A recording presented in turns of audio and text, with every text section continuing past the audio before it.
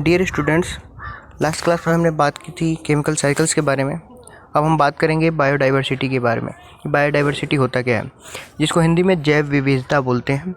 अब ये होता क्या है, बायोडाइवर्सिटी मीन्स कि presence of different kind of living organism. Means कि एक ही जो हमारे पास लिविंग ऑर्गेनिज्म है, एक ही इकोसिस्टम में कितने डिफरेंट टाइप्स के हैं वो, तो जितने अलग डिफरेंट टाइप्स के होंगे उतनी उनकी क्या होगी, बायोडाइवर्सिटी अधिक होगी। जहाँ पे जितने ज़्यादा हमारे पास लिविंग ऑर्गेनिज्म मिलेंगे उसकी बायोडाइवर्सिटी उतनी ज़्यादा होगी।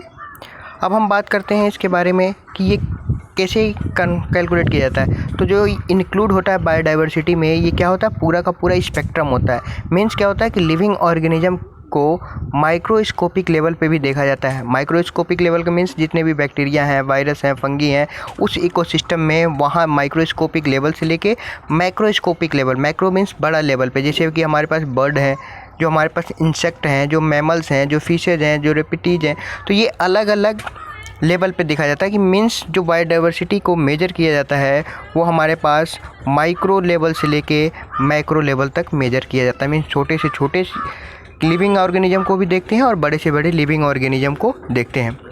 नेक्स्ट पॉइंट कि जो बायोडाइवर्सिटी होती है वो डिफ़र करती है, मीन्स अलग अलग होती है अलग अलग इकोसिस्टम से।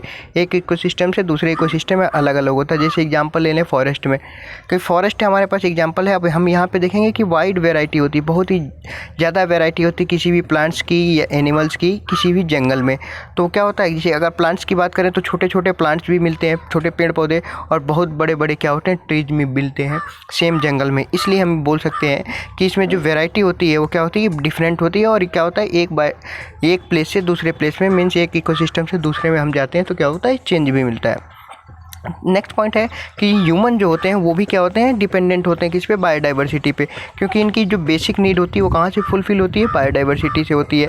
लेकिन पॉपुलेशन इंक्रीज के चलते, अर्बनाइजेशन के चलते, रैपिड इंडस्ट्रियलाइजेशन के चलते, या फिर जो नेचुरल रिसोर्स है उनका डिस्ट्रक्शन के चलते, जो ये हमारे पास बायोडाइवर्सिटी है ये क्या हो रही है, धीरे धीरे डिस्ट्रॉय हो रही है या फिर डिग्रेड हो रही है। अब हम बात करते हैं कि टाइप्स ऑफ बायोडाइवर्सिटी की कितने टाइप्स की होती है। तो हम इसकी जो डाइवर्सिटी होती है इसको बेसिकली 4 पार्ट में डिवाइड किए हैं। पहला होता है जेनेटिक, दूसरा होता है स्पेसीज, तीसरा होता है कम्युनिटी, और फोर्थ होता है इकोसिस्टम बायोडाइवर्सिटी। अब एक एक करके डिस्कशन कर लेते हैं कि ये सारी चीज़ें होती क्या हैं। अब पहला हमारे पास दिख रहा है कि जेनेटिक बायोडाइवर्सिटी। जेनेटिक, हमें ये क्या पता है कि यहाँ से हमें एक टर्म्स आ रहा है कि जीन। जीन हमें पता होता है कि जीन क्या होते हैं, कि जब भी हमारे पास कोई भी एक जनरेशन से दूसरे जनरेशन में हमारे पास जो ट्रांसफ़र होते हैं कुछ, तो उसको क्या बोलते हैं, जैसे कि किसी के पेरेंट्स होते हैं, उनके पेरेंट्स से क्या होंगे, दूसरे उनके बच्चे जो होते हैं तो उनमें क्या होता है, जीन ट्रांसफ़र होते हैं। और जीन किसके थ्रू ट्रांसफ़र होते हैं, तो डीएनए के थ्रू ट्रांसफ़र होते हैं। अब ये जो जीन होते हैं यही क्या होते हैं कि जो उसमें जितने भी लक्षण होते हैं स्पीशीज़ में, उस स्पीशीज़ के क्या होते हैं, मेन कंपोनेंट या मेन कारक होते हैं। अब जो हम जीन के बेसिस पे अगर अलग विविधता, बायोडाइवर्सिटी मीन्स विविधता, अलग अलग तरह की, अगर वो उसमें सेम स्पेसीज में अलग अलग टाइप के जीन के चलते उनकी जो कैरेक्टरिस्टिक्स हैं वो चेंज हो गई, तो उसको क्या बोलते हैं, जेनेटिक बायोडाइवर्सिटी। मीन्स इसमें क्या लिखा है, presence of variety of genes same within the same species. Means species एक ही है लेकिन उसमें क्या हो गया, जीन की वजह से चेंजेज हो गए। जैसे एग्जाम्पल हम ले लेते हैं रोज़। अगर हम एग्जांपल ले लिए, रोज़ क्या होता है, गुलाब का फूल होता है। अगर इसको एक ही जगह पे लगा दिया जाए, लेकिन इनके अगर जीन अलग अलग होंगे तो हमें ये देखने को मिलते हैं कि इसी रोज़ में कोई हमारे पास वाइट होता है, कोई हमारे पास रेड होता है। तो ये अलग अलग टाइप के रोज़ होते हैं। क्यों ये चेंज, इनका कलर क्यों चेंज हुआ, क्योंकि जगह तो एक ही जगह हमने लगाया, लेकिन इनके पीछे रीज़न क्या था कि इनके जीन्स अलग थे, इसलिए इसको क्या होगा, चेंज हो गई। अब हम दूसरी बात करते हैं स्पेसीज डाइवर्सिटी, बायोडाइवर्सिटी की। स्पेसीज में क्या दिख रहा है कि यहाँ पे जितने भी प्रजातियाँ पाई जाएंगी बायोडाइवर्सिटी में, उनमें क्या होगा, उस प्रजातियों में एक रीजन से जब दूसरे रीजन में मूव करेंगे तो उनमें असमानता दिखती है, एक जैसे नहीं दिखती है। मीन्स जो अगर कोई हमारे पास बर्ड का एग्जांपल ले लें, तो जो वर्ड हमारे पास यहाँ अवेलेबल है वही हमारे पास दूसरे अगर प्लेस पे अवेलेबल है, लेकिन दोनों के कैरेक्टरिस्टिक क्या होंगे, सेम नहीं होंगे, तो उसको क्या बोलते हैं हम, स्पेसीज बायोडाइवर्सिटी। स्पेसीज तो वही रही लेकिन उसमें क्या होगा, प्लेस की वजह से चेंजेज आ गए, तो इस चीज़ को क्या बोलते हैं, स्पेसीज बायोडाइवर्सिटी। अब इसमें क्या होता है कि प्रेजेंस ऑफ वैरायटी तो हमारे पास क्या है, स्पेसीज वही है, यहाँ पे भी वही स्पेसीज है, दूसरे प्लेस पे भी वही स्पेसीज है, लेकिन उसमें क्या हो गई कि वैरायटी आ गई, किसके चलते आ गई, रीजन के चलते, एक जगह से दूसरे जगह पे जा रहा है, और तो उसमें क्या कहते हैं, इसको स्पेसीज कहते हैं। अब ये काउंट कैसे किया जाता है, तो इसको स्पीशीज रिचनेस के बेसिस पे कैलकुलेट करते हैं या फिर स्पीशीज इवननेस। अब नेक्स्ट है हमारे पास कम्युनिटी बायोडाइवर्सिटी। जब कम्युनिटी बायोडाइवर्सिटी की बात करें तो पूरी की पूरी हम कम्युनिटी को देखते हैं। मीन्स कि जो कम्युनिटी बायोडाइवर्सिटी होती है इसमें क्या होता है, वेरिएशन होता है किसमें, बायोलॉजिकल कम्युनिटीज़ में। अब ये कैसे कैलकुलेट किए जाते हैं, अल्फ़ा, बीटा और गामा डाइवर्सिटी में, ये 3 टाइप में डिवाइडेड हैं। तो अल्फ़ा क्या होता है, बीटा क्या होता है और गामा क्या होता है, इसके बारे में डिस्कशन करते हैं।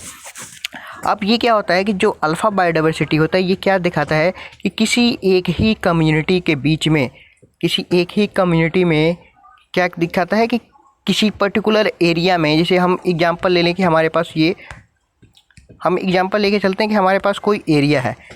इस एरिया के जो हमारे पास एक पार्ट है, हम इस एरिया को क्या कर रहे हैं, डिफरेंट पार्ट में, डिफरेंट जोन में डिवाइड कर लिए।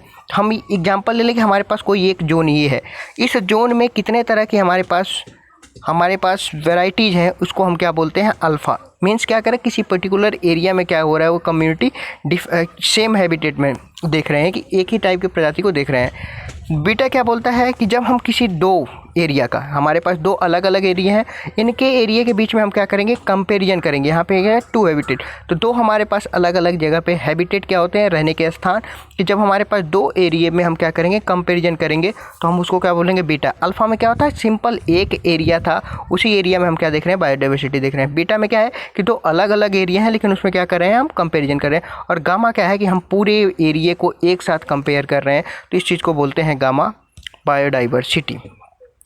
तो ये अलग अलग डाइवर्सिटी थी। अल्फ़ा समझ गए, सिंपल एक एरिया के बीच में। बीटा होगा कि 2 बीच में क्या होगा, बिटवीन हम क्या करेंगे, उसमें कंपैरिजन करेंगे। और थर्ड होता है गामा। ये क्या होता है कि ये वैरायटी पूरे टोटल एरिया पे, टोटल लैंड जितना हमारे पास अवेलेबल है उस पे हम देखते हैं। नेक्स्ट है हमारे पास इकोसिस्टम बायोडाइवर्सिटी। इकोसिस्टम बायोडाइवर्सिटी क्या होता है कि इसमें हम क्या देखेंगे कि इकोसिस्टम हमारे पास, अभी हमने पढ़ा था लास्ट टू लास्ट लेक्चर में कि इकोसिस्टम होता क्या है। इकोसिस्टम में क्या होता है कि लिविंग और नॉन लिविंग कंपोनेंट का क्या होता है, इंटर रिलेशनशिप होता है। तो जो ये इकोसिस्टम होता है, ये इकोलॉजी क्या होता है कि हमारे पास अभी हमने पढ़ा था कि इकोसिस्टम क्या होता है कि नॉन लिविंग और लिविंग 2 अलग अलग कंपोनेंट है, इनके बीच का इंटर रिलेशनशिप।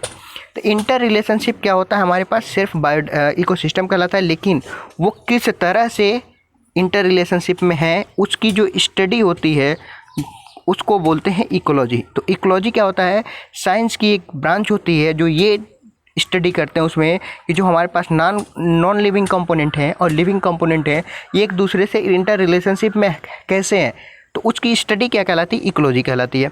तो वही चीज़ें यहाँ पे है कि जो हमारे पास इकोसिस्टम डाइवर्सिटी है, क्या है कि ये बेसिक यूनिट है किसकी, इकोलॉजी की, कि हम स्टडी करने के लिए। अब जो हमारे पास इकोसिस्टम बायोडाइवर्सिटी है, ये क्या कर रहा है कि इन सब में इम्पॉर्टेंट होती है, क्योंकि हमारे पास क्या होता है कि हम इकोसिस्टम देखते हैं तो वेरिएशन भी हमारे पास होता है प्लेस टू प्लेस में, और इनके फंक्शन भी क्या होते हैं, इकोसिस्टम के अलग अलग होते हैं, इसीलिए इनको क्या बोलते हैं, इकोसिस्टम डाइवर्सिटी। अब इसमें भी क्या देखते हैं हम कि ये हमारे पास रिचनेस कितना है, उसके बेसिस पे हम इस चीज़ को कैलकुलेट करते हैं। एनर्जी फ्लो के बेसिस पे देखते हैं, ट्रॉपिक लेवल के बेसिस पे देखते हैं, फूड चेन के देखते हैं और फूड वेव के देखते हैं। ये चीज़ें क्या होंगी, आगे डिस्कशन करेंगे। नेक्स्ट है हमारे पास बेनिफिट ऑफ बायोडाइवर्सिटी की। अगर हमारे पास बायोडाइवर्सिटी है तो उसके क्या क्या बेनिफिट होते हैं। सबसे पहली चीज़ कि यहाँ पे दिख रहा है कि हमारे पास इन्वायरमेंट में हर एक प्लांट का और हर एक एनिमल की अपनी खुद की वैल्यू होती है किसी भी अर्थ पे, या फिर हम ये बोल सकते हैं इकोसिस्टम में। अगर किसी इकोसिस्टम में कोई प्लांट है, कोई एनिमल है, तो उसकी खुद की वैल्यू होती है। अगर कोई भी स्पेसीज गायब हो रहा है तो ओवरऑल क्या करेगा, इन्वायरमेंट को डैमेज करता है। इसीलिए क्या है, ऑल आर इक्वली है किसके लिए, हमारे पास इन्वायरमेंट के लिए, बायोस्फीयर के लिए, और बेनिफिशियल भी हैं, ठीक है। और इनके जो डायरेक्ट और इनडायरेक्ट बेनिफिशियल जो हमारे पास प्रोडक्ट आते हैं वो सबसे ज़्यादा कौन यूज़ करेगा, ह्यूमंस यूज़ करेंगे। तो बायोडाइवर्सिटी क्या होती है, अगर बायोडाइवर्सिटी क्या है, एक मेन सोर्स है किसके लिए, ह्यूमन के फूड के लिए। अगर बायोडाइवर्सिटी नहीं होती तो ह्यूमन फूड भी नहीं अवेलेबल होता।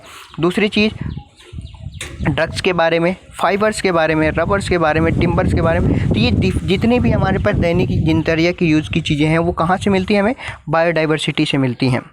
इसके अलावा हमारे पास डिफरेंट यूजेज हैं कि जैसे हम क्या यूज़ करते हैं, हमने ये देखा होगा कि जितने भी हमारे पास सोर्स हैं, जितने भी हमारे पास फूड हैं, वो कहाँ से आते हैं? बायोडाइवर्सिटी से। जितने भी सोर्स हैं, जितने भी हमारे पास ड्रग्स हैं, मेडिसिन है, वो कहाँ से मिलेंगी? बायोडाइवर्सिटी से मिलेंगी।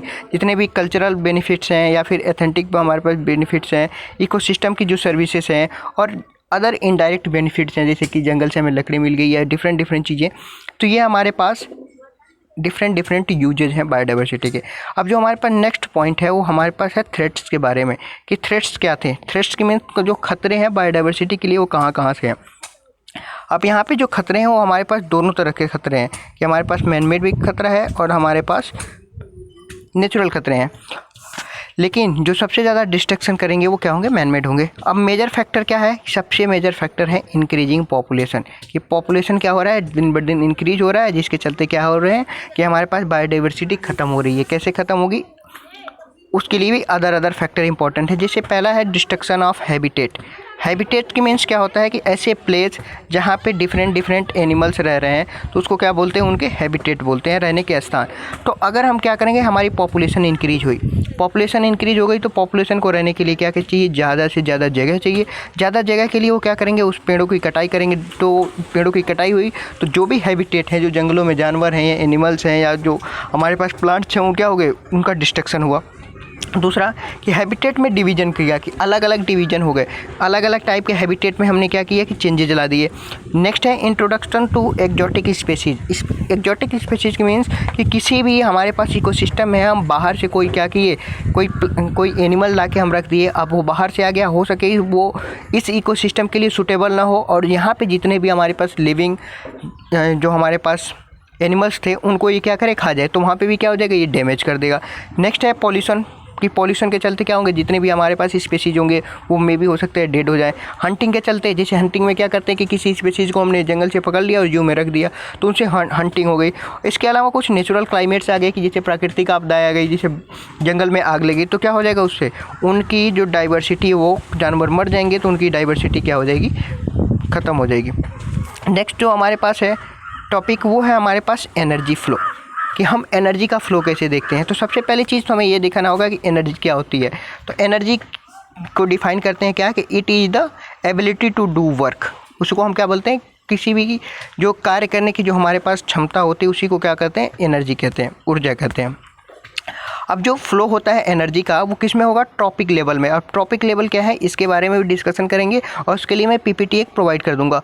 तो ये ट्रॉपिक लेवल में क्या होते हैं कि ट्रॉपिक लेवल में जो हमारे पास चेंजेज होते हैं, तो उसको क्या बोलते हैं? हम एनर्जी फ्लो बोलते हैं, एक फ्लो से दूसरे फ्लो में। अब ये जाएंगे कैसे? जैसे हमने ये पढ़ा था कि यहाँ पे पूरी की पूरी एक इक्वेशन लिखी हुई है, किस चीज़ की? जो हमारे पास ऑक्सीजन जनरेट होती है या फिर जो खाना बनते हैं, जो हमारे पास यहाँ पे क्या होगा? ग्लूकोज जनरेट होगा। कार्बन डाइऑक्साइड में ये रिएक्शन होगा किसका? वाटर का। ये कब होता है? इसी रिएक्शन को बोलते हैं फोटोसिंथेसिस। किसके प्रेजेंस में होगा? सनलाइट के प्रेजेंस में और क्लोरोफिल के कारण। तो क्या होगा? वहाँ से ग्लूकोज मिलेगा हमारे पास, कार्बन ऑक्सीजन रिलीज होगी और पानी बनता है। तो ये पूरी के पूरी क्या होगी? एक रिएक्शन होगी। तो इस रिएक्शन को हम लोग पढ़ेंगे। इकोसिस्टम में क्या होता है? जितने हमने ये पढ़ा था कि जितने भी प्रोड्यूसर होते हैं वो कौन से होते हैं? मोस्टली ग्रीन प्लांट्स होते हैं। जितने भी प्रोड्यूसर क्या होंगे? मोस्टली ग्रीन प्लांट्स होंगे। अब वो जो ग्रीन प्लांट्स होंगे उसमें कहाँ से एनर्जी आती है? सोलर एनर्जी आती है, सूर्य से एनर्जी आती है। उसको क्या करते हैं? फूड में कन्वर्ट करेंगे। कैसे करेंगे? इस इक्वेशन के थ्रू। इतनी बातें क्लियर हो गई। और इसी इक्वेशन के थ्रू अब हमें ये चीज़ें देखनी होंगी कि हमने जो ये इक्वेशन देखा, इस इक्वेशन में हमें ये देख रहे हैं कि जो एरो है वन साइडेड है। मींस जो ये रिएक्शन होगा वो यूनिडायरेक्शनल होगा। यूनिडायरेक्शनल मींस सिर्फ और सिर्फ एक ही डायरेक्शन में ये रिएक्शन होगा। एक जैसा नहीं है कि हमने क्या किया कि कार्बन डाइऑक्साइड में वाटर ऐड करें सनलाइट के प्रेजेंस में, तो क्या हो गया? ये ग्लूकोज बन गया। तो इसके रिवर्स ऐसा पॉसिबल नहीं है, ये रिवर्स रिएक्शन नहीं होती है। सिर्फ एक ही डायरेक्शन में होगी कि पेड़ पौधे क्या करेंगे कि कार्बन डाइऑक्साइड से ऑक्सीजन बनाएंगे। पेड़ पौधे कभी भी ऑक्सीजन से कार्बन डाइऑक्साइड नहीं बनाते हैं in the presence of sunlight. Sunlight के प्रेजेंस में तो कभी नहीं बनेगा। इतनी बातें क्लियर है। अब जो नेक्स्ट पॉइंट है वो एनर्जी फ्लो है, वो कहाँ होगा? केवल यूनिडायरेक्शनल, एक डायरेक्शन में एक ही साइड से होगा। ठीक है। अब ये एनर्जी के जो रूल्स होते हैं उसको हम दो लॉ से समझ लेते हैं। जैसे पहला लॉ ये बोलता है, इस लॉ को बोलते हैं कंजर्वेशन ऑफ एनर्जी। मीन्स ऊर्जा, जो हमारे पास एनर्जी है, ऊर्जा संरक्षण का नियम। अब ये क्या बोलता है? जो फर्स्ट लॉ बोलता है कि हमारे पास जो एनर्जी होती है इसको ना ही हम क्या कर सकते हैं? प्रोड्यूस कर सकते हैं और ना ही डिस्ट्रॉय कर सकते हैं। जितनी भी एनर्जी होती है ना उसको उत्पन्न की जा सकती है, ना ही उसको ख़त्म किया जा सकता है। क्या होता है, सिर्फ और सिर्फ उसका ट्रांसफ़र होता है एक फॉर्म से दूसरे फॉर्म में। जैसे हम मैकेनिकल वेव को इलेक्ट्रिकल में चेंज करेंगे, इलेक्ट्रिकल को मैकेनिकल, लेकिन पूरी तरह से ख़त्म नहीं होता। जैसे हमारे पास बैटरी में पहले सेल आते थे तो क्या होता था, अलग अलग हम उसको क्या करते थे, लाइट में कन्वर्ट करते थे। केमिकल रिएक्शन, केमिकल एनर्जी को हम क्या करते थे, लाइट एनर्जी में कन्वर्ट करते थे। ऐसे ही जैसे एग्जाम्पल यहाँ पे भी है कि burning of fossil fuel, fossil fuel में क्या हो रहा है, पोटेंशियल एनर्जी किस में चेंज हो रही है, काइनेटिक एनर्जी में। इतनी बातें क्लियर है, फर्स्ट लॉ क्लियर है। फर्स्ट लॉ में सिर्फ यही याद रखना है कि जो हम एनर्जी क्या, इसको क्या बोलते हैं, कंजर्वेशन ऑफ एनर्जी, मीन्स ऊर्जा संरक्षण का नियम। और ये क्या बोलता है कि एनर्जी को ना ही हम बना सकते हैं, ना ही डिस्ट्रॉय कर सकते हैं, ना ही पैदा कर सकते हैं, नहीं डिस्ट्रॉय कर सकते, सिर्फ और सिर्फ क्या कर सकते हैं, ट्रांसफ़र कर सकते हैं एक फॉर्म से दूसरे फॉर्म में। नेक्स्ट है कि दूसरा लॉ क्या बोलता है कि जब हम क्या करते हैं, इसको बोलते हैं लॉ ऑफ थर्मोडायनेमिक्स। जो सेकेंड लॉ है ये होता है हमारे पास लॉ ऑफ थर्मोडायनेमिक्स। अब ये क्या कहता है, हमने अभी देखा यहाँ पे कि क्या कर सकते हैं, सिर्फ और सिर्फ चेंज कर सकते हैं। तो सेकेंड लॉ ये बोलता है कि जब हम इसको एक फॉर्म से दूसरे फॉर्म में चेंज करते हैं तो जितनी हमारे पास टोटल अमाउंट होती है, टोटल यूजफुल एनर्जी होती है, वो क्या होती है, हमेशा उतनी कन्वर्ट नहीं होती है। वहाँ पे कुछ ना कुछ ऑलवेज क्या होगा, लॉस्ट होगा, कुछ ना कुछ हमारे पास क्या होगा, लॉस होगा। किसके चलते, ट्रांसफॉर्मेशन में। तो जब एक फॉर्म से दूसरे फॉर्म में ट्रांसफ़र होता है तो उसमें हमेशा क्या होगा, एनर्जी का लॉस होगा। ऐसा नहीं कि हमारे पास 100, जैसे एग्जाम्पल ले लें कि हम कोई राइस का एग्जांपल ले लें कि हमने क्या किया, किसी ने राइस का यूज़ कर रहे हैं फूड के रूप में। अब राइस की हमारे पास सपोज करो 100 किलो कैलोरी है, तो ऐसा नहीं कि हम इसको खाने के बाद हमारे शरीर में 100 किलो कैलोरी की कुछ ना कुछ हमारे पास एनर्जी क्या होगी, लॉस होती है। सेम वे में यहाँ पे भी बोला गया। अब यही बात जब इकोसिस्टम में आती है, जब हम इकोसिस्टम में इसकी स्टडी करते हैं तो वहाँ पे सिर्फ ये देखा गया कि जो एनर्जी होती है अगर एक फॉर्म से दूसरे फॉर्म में ट्रांसफ़र हो रही है तो उस एनर्जी का 10% ही क्या होता है, ट्रांसफ़र हो पाता है। 90% एनर्जी क्या हो जाती है, लॉस्ट हो जाती है। अब इसको कैसे समझते हैं, इसको हम एक पिरामिड के थ्रू समझते हैं कि हम ये एक पिरामिड बना लेते हैं और उसके थ्रू समझते हैं। सबसे पहले हम क्या किए, एक ट्रायंगल बना लिए। ट्रायंगल में सबसे नीचे हमने क्या लिख दिया, ट्रायंगल में सबसे नीचे हमने लिख दिया प्रोड्यूसर। यहाँ पे क्या होंगे, प्रोड्यूसर। यहाँ पे हमारे पास क्या होंगे, कंज्यूमर। और लास्ट में हमारे पास क्या होंगे, डिकम्पोजर। यहाँ पे होंगे डिकम्पोजर।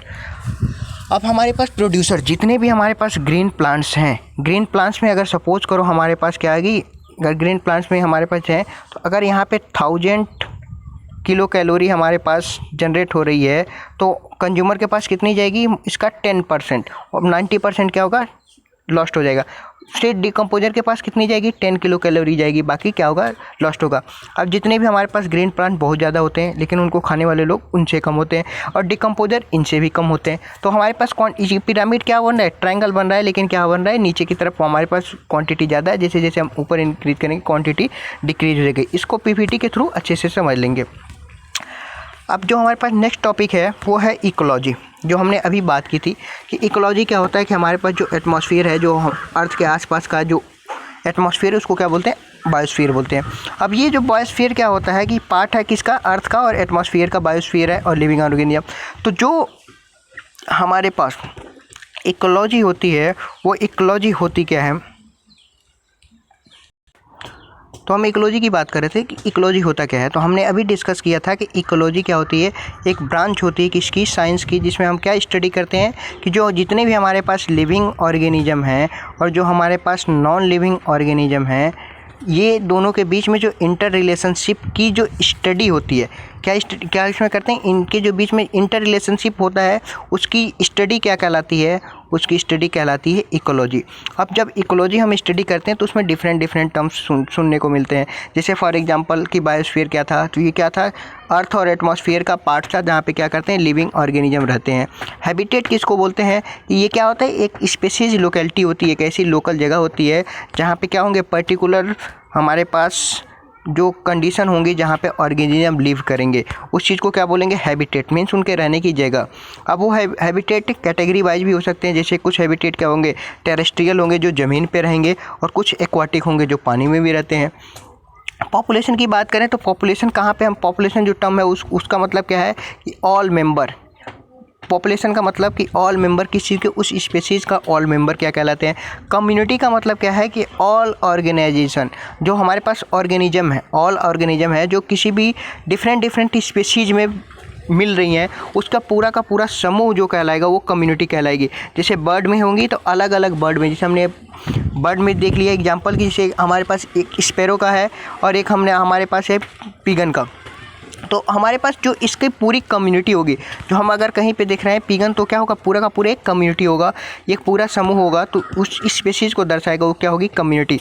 वैसे ही क्या होंगे, जब इकोसिस्टम की बात आएगी तो इकोसिस्टम क्या होगा, नेचुरली बिल्ट होगा, जिसमें क्या होंगे, जितने भी एबायोटिक होंगे और बायोटिक फैक्टर होंगे उनके बीच में क्या होगा, इंटर रिलेशनशिप होगा।